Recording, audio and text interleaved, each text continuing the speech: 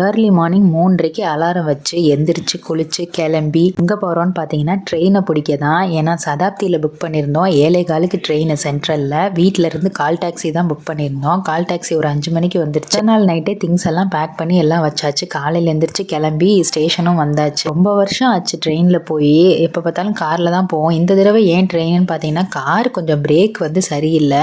அதனால long drive எடுக்கக்கூடாதுன்னு சொல்லிட்டாங்க. அதனால கடைசி நேரத்தில் ட்ரெயினில் புக் பண்ணோம். காலையில் ட்ரெயின் தான் கிடைச்சது. சதாப்தியில் வந்து morning breakfast, food, tea, news paper எல்லாமே அவங்களே கொடுத்துருவாங்க.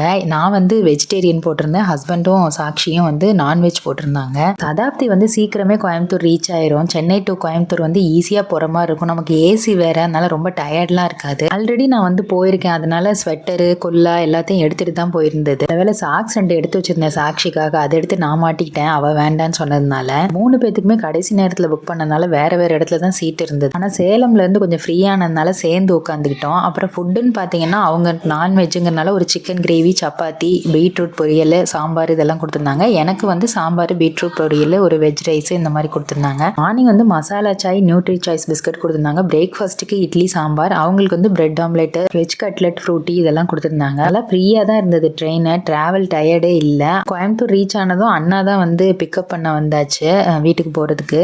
எப்போ கோயம்புத்தூர் வந்து சேர்ந்தாலும் ஒரு ஹாப்பினஸ் வந்துடுது. இப்போ அது சாட்சிக்கிட்டையும் பார்க்குறேன். அவளுக்கு வந்து ரொம்ப பிடிக்கும் கோயம்புத்தூர். போன வருஷம் இங்கே தான் கொண்டாடினேன். இந்த வருஷமும் பொங்கலுக்கு இங்கே வர வேண்டியதாயிருச்சு. அம்மா அப்பாவுக்கு ரொம்ப சந்தோஷம். இனி பொங்கலை நல்லா கொண்டாட வேண்டியதான்.